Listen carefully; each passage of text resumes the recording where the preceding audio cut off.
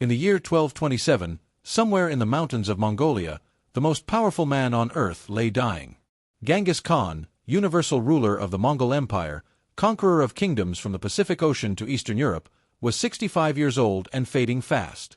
He'd been injured falling from his horse during a campaign against the rebellious Western Xia kingdom. The wound had turned serious. He knew he was dying. According to legend, Genghis Khan called his commanders to his deathbed and gave them one final order. His burial place must remain secret. Nobody must ever know where he was laid to rest. And to ensure that secret, anyone who saw his funeral procession would be killed. The guards escorting the body would kill any witnesses. Then a second unit would kill those guards. That unit would then commit suicide. 2,000 slaves who prepared the burial site were reportedly massacred. All to keep one secret, where the greatest conqueror in human history was buried. To this day, nobody knows where Genghis Khan's grave is. Somewhere in northern Mongolia, probably near the sacred mountain Burkhan Khaldun, lies the tomb of the man who conquered a quarter of the world's population. But we'll likely never find it. The Mongols kept their secret well. This is the story of Genghis Khan. Born as Temujin, a nobody from a minor Mongol tribe, he rose from nothing to build the largest contiguous land empire in history. At its peak, the Mongol Empire controlled 12 million square miles, an area the size of Africa. The Mongols killed an estimated 40 million people, roughly 11% of the entire world's population. Cities that resisted were wiped off the map. Entire civilizations were devastated. But Genghis Khan also created religious freedom across his empire. He established the first international postal system. He protected merchants and opened the Silk Road to unprecedented trade. He promoted people based on merit rather than birth. He was both the most brutal conqueror and one of the most progressive rulers of the medieval world. And his legacy shaped the entire course of human history. Temujin was born around 1162 near the border between modern Mongolia and Siberia, close to Lake Baikal. His father, Yasuji I, was a minor chieftain of the Borjigin clan. According to the secret history of the Mongols, the oldest surviving Mongolian text written shortly after Genghis Khan's death, Temujin was born holding a blood clot in his hand. The shamans said this meant he was destined to be a great warrior. His father named him Temujin after a Tatar chieftain Yasuji I had recently defeated in battle. It was a common Mongol practice to name children after enemies you'd killed. Life on the Mongolian steppe in the 1100s was brutal beyond imagination. The Mongols were nomadic herders, constantly moving with their livestock, living in felt tents called jairs. Tribes fought constantly over grazing lands, water, and honor. Raids and revenge killings were routine. When Temujin was 9 years old, his father took him to meet the Okhanad tribe to arrange a marriage. On the way, they stopped with the Ongjarat tribe, and Temujin was betrothed to a girl named Borte. Yasuji I left his son with Borte's family and started the journey home. But on the way, Yasuji I encountered a group of Tatars. The Tatars and Mongols were bitter enemies. When the Tatars recognized Yasuji I, they poisoned him. By the time he got home, he was dying. He died shortly after. 9-year-old Temujin rushed home, but his father was already gone. And the clan that Yasuji I had led immediately abandoned Temujin's family. In Mongol society, when a leader died, there was no automatic succession. The strongest man took control. Temujin was a child. His mother Holun had young children to care for. The clan wanted nothing to do with them. They left Temujin's family to die on the steppe. Holun refused to let her children starve. She foraged for food, dug for roots, caught fish. The family survived, barely, living in absolute poverty. Then Temujin did something that would define his character. He killed his older half-brother Begtur. The reason, according to the secret history, was that Begtur had stolen a bird and fish that Temujin had caught. In the desperate poverty they lived in, food was everything. Temujin and his full brother Kasar shot Begtur with arrows and killed him. Temujin's mother was horrified. She'd just lost her husband. Now one son had killed another. But Temujin, at just 10 or 11 years old, had established something crucial. He was willing to kill to survive. He would not be pushed around. He would be the leader of his family.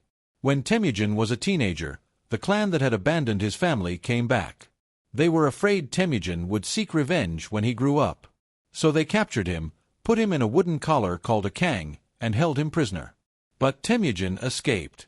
During a celebration where the guards were drunk, he slipped away, still wearing the kang, and hid in a river until his captors gave up searching.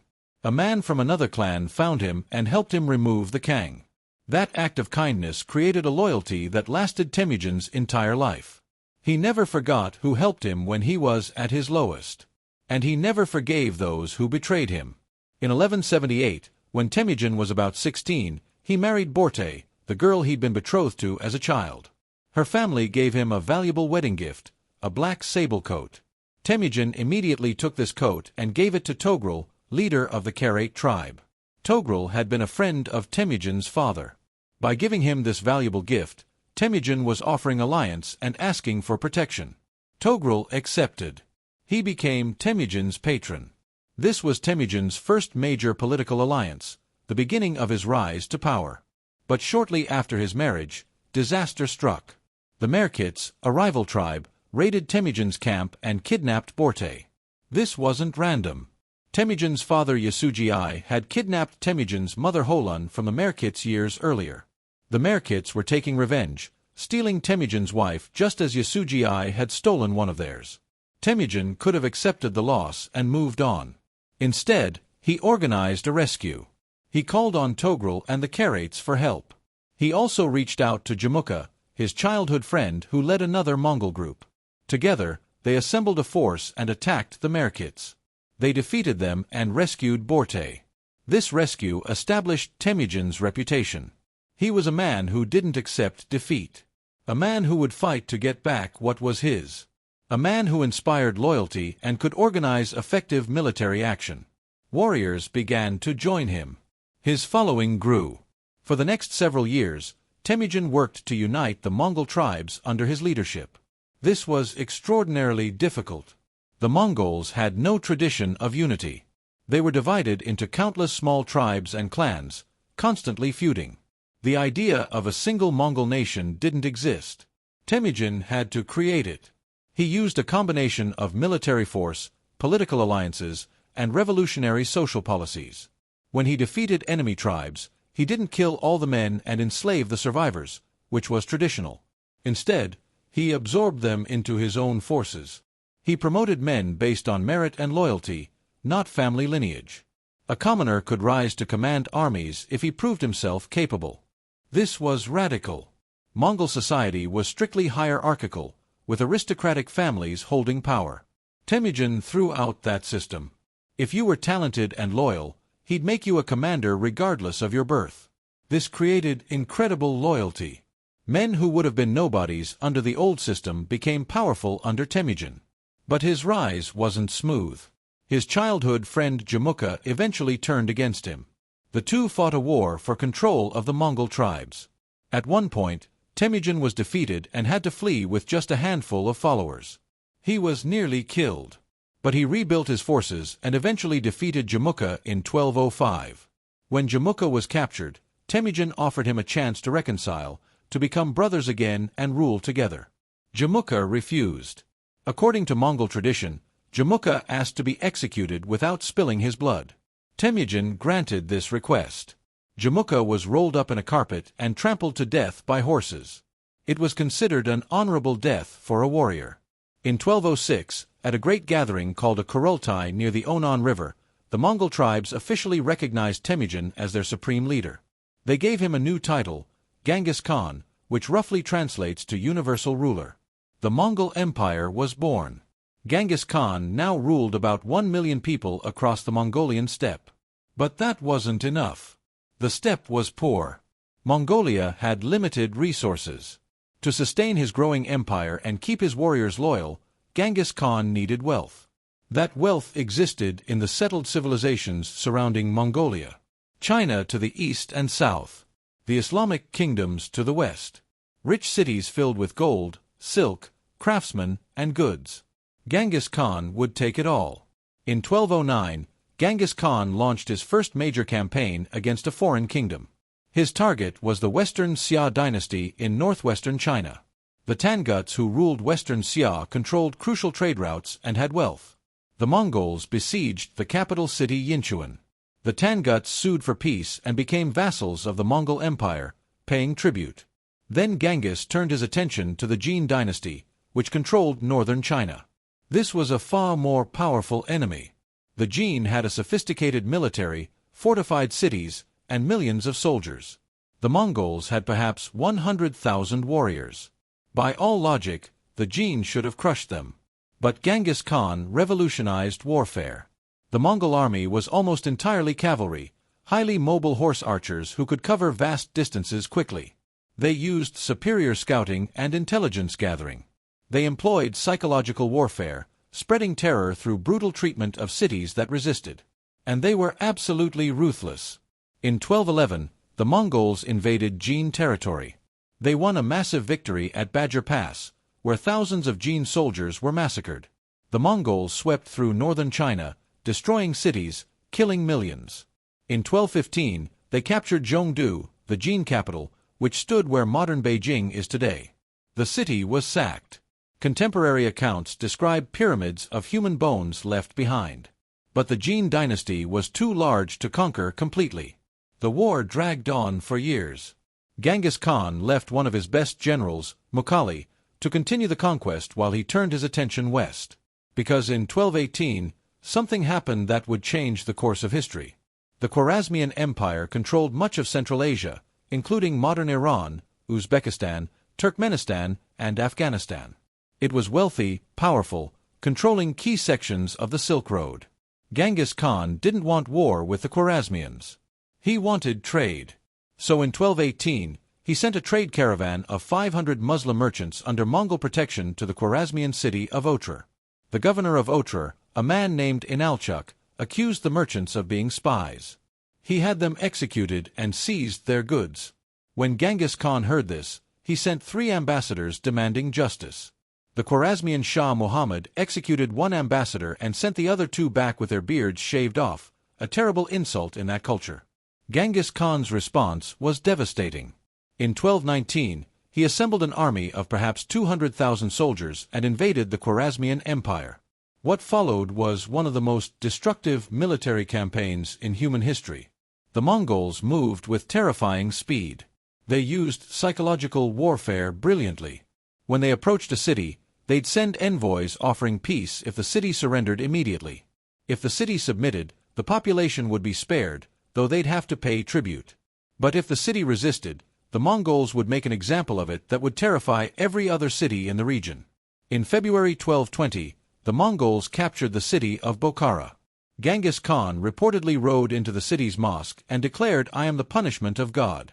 If you had not committed great sins, God would not have sent a punishment like me upon you." The city was sacked. Survivors were enslaved or massacred. Next came Samarkand, one of the jewels of the Islamic world. The city fell in March 1220. The population was brought out onto the plains. The Mongols separated the artisans and craftsmen, who would be useful. Everyone else was killed. Estimates of the death toll at Samarkand range from 50,000 to over 1 million. The true number will never be known. Then the Mongols besieged Gurganj, the Khwarezmian capital. The siege lasted months. When the city finally fell in April 1221, the Mongols diverted a river to flood it, destroying what remained. Then came Merv, in modern Turkmenistan. When Merv surrendered in February 1221, the Mongols massacred virtually the entire population. One account claims that every Mongol soldier was ordered to execute 400 people. Merv had been one of the largest cities in the world. After the Mongols left, it was essentially dead. The devastation was apocalyptic. Entire regions were depopulated. Irrigation systems that had sustained agriculture for centuries were destroyed and never rebuilt. Cities that had stood for over 1,000 years were reduced to rubble. The population of what is now Iran may have been reduced by 3/4. The death toll across the Khwarezmian Empire was in the millions. But this wasn't mindless slaughter. It was calculated terror. Genghis Khan was sending a message to every kingdom in the world. Submit peacefully and prosper under Mongol rule. Resist and be annihilated. The choice was yours, but the consequences were absolute. Meanwhile, 2 of Genghis Khan's best generals, Gebe and Subutai, led a reconnaissance force on an incredible journey. They chased the fleeing Shah Muhammad around the Caspian Sea. Muhammad died of dysentery on an island, never having rallied effective resistance. Gebe and Subutai kept going. They rode through the Caucasus, defeating Georgian armies. They invaded southern Russia and defeated a combined Russian and Cuman force at the Battle of Kalka River in 1223. Then they rode back to Mongolia, having traveled over 7,500 kilometers in 4 years. It was one of the greatest military expeditions in history. By 1225, the Khwarezmian Empire was destroyed. The Silk Road was under Mongol control. Genghis Khan was the most powerful man in the world. But he wasn't done. The Western Xia, his first conquest, had refused to provide troops for his campaign against the Khwarezmians. Genghis Khan saw this as betrayal. He would make them pay. In 1226, despite being over 60 years old, Genghis Khan personally led a campaign against Western Xia. During the campaign, he fell from his horse and was seriously injured. But he refused to stop. The Mongols besieged the Xia capital. In August 1227, the city was about to surrender when Genghis Khan died from his injuries. But even in death, he exacted revenge. His final order was that the Western Xia royal family and much of the population should be massacred after his death, so that nobody would know he died before the city fell. The order was carried out. The Western Xia dynasty was exterminated. An entire kingdom erased from history as one man's final act of vengeance. Genghis Khan's death was kept secret for months while his body was transported back to Mongolia. During the journey, anyone who encountered the funeral procession was killed to preserve the secret. When they reached the burial site, probably somewhere near the sacred mountain Burkhan Khaldun, Genghis Khan was interred in an unmarked grave. 2,000 slaves who'd prepared the site were killed. The guards were killed. Anyone who might know the location was eliminated. To this day, despite modern technology, despite archaeological surveys, despite centuries of searching, nobody has found Genghis Khan's grave. The Mongols kept their promise. The location remains secret. But Genghis Khan's legacy was just beginning. His sons and grandsons would expand the empire even further. His grandson Kublai Khan would conquer all of China, founding the Yuan dynasty. Another grandson, Hulagu Khan, would sack Baghdad in 1258, ending the Abbasid Caliphate and massacring hundreds of thousands. The Mongols would invade Poland and Hungary, reaching the gates of Vienna. At its peak under Kublai Khan, the Mongol Empire controlled territory from Korea to Hungary, from Siberia to India. It was the largest contiguous land empire in history.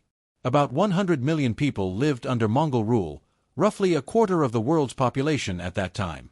The death toll of the Mongol conquests was staggering. Modern estimates suggest 40 million people died, roughly 11% of the entire world's population. To put that in perspective, World War II killed about 3% of the world's population. The Mongol conquests were proportionally far deadlier. China's population dropped by tens of millions during the Mongol invasions. Iran lost 3/4 of its population. Central Asian cities that had flourished for centuries never recovered. The Mongols caused demographic catastrophe across Eurasia. But the Mongols also changed history in other ways. They opened the Silk Road to unprecedented levels of trade and cultural exchange. The Pax Mongolica, the Mongol Peace, allowed merchants to travel safely from Europe to China. Ideas, technologies, and goods flowed across continents. Paper, gunpowder, printing, the compass, all Chinese inventions, spread to Europe during the Mongol period. The Mongols may have inadvertently spread the Black Death, which killed a third of Europe's population in the 1300s, but they also spread knowledge that helped Europe emerge from the Middle Ages. Genghis Khan established religious freedom across his empire. Christians, Muslims, Buddhists, and others all lived under Mongol rule. Genghis Khan himself was an animist who believed in Tengri, the eternal blue sky, but he respected all religions and even exempted religious institutions from taxes. He created the Yasa, a legal code emphasizing loyalty, discipline, and order. He established the Yam, an early postal and intelligence system with stations across the empire where messengers could get fresh horses. This system allowed information to travel at incredible speeds. He promoted meritocracy. Regardless of your birth, if you were talented and loyal, you could rise in Mongol society. This was revolutionary in medieval times when birth determined everything. But we cannot ignore the brutality. The pyramids of skulls outside conquered cities. The massacres. The devastation. Genghis Khan's conquests were among the bloodiest in human history. Cities that resisted were essentially erased. The terror was deliberate, a tool of conquest. Was Genghis Khan a hero or a monster? The answer depends on perspective. In Mongolia today, he's a national hero, the founder of the Mongolian nation. His face is on their money. There are statues of him everywhere. The Genghis Khan International Airport in Ulaanbaatar is named after him. But in Iran, Central Asia, Russia, and China, Genghis Khan is remembered as a destroyer, a barbarian who devastated civilizations. The scars of the Mongol conquests lasted for centuries. The truth is he was both. A brilliant military strategist who revolutionized warfare. A political genius who united fractious tribes into an empire. A progressive ruler who established religious freedom and meritocracy. And also a ruthless conqueror responsible for millions of deaths, who used terror as a deliberate weapon, who destroyed entire civilizations. The Washington Post once called him man of the millennium, saying he embodied the half-civilized, half-savage duality of the human race. That's probably as accurate a description as any. One final detail makes Genghis Khan's legacy even more remarkable. A 2003 genetic study found that about 16 million men alive today, roughly 0.5% of the world's male population, are direct descendants of Genghis Khan and his male relatives. The Mongol aristocracy had many wives and concubines. Their Y chromosomes spread across Asia and beyond. Genghis Khan's genetic legacy is as vast as his empire. The man born as Temujin, a nobody from a minor Mongol tribe, who survived his father's murder and his clan's abandonment, who killed his half-brother to survive, who was captured and escaped, who built an empire from nothing, who conquered a quarter of the world, lies buried somewhere in Mongolia. His grave will probably never be found. The secret was kept too well. But his impact on history will never be forgotten. He changed the world more than almost any other individual. He created the largest land empire in history. He killed tens of millions. He opened trade routes that connected civilizations. He established religious freedom and meritocracy. He terrified the world and fascinated it. Genghis Khan was, in every sense, the man who conquered the world.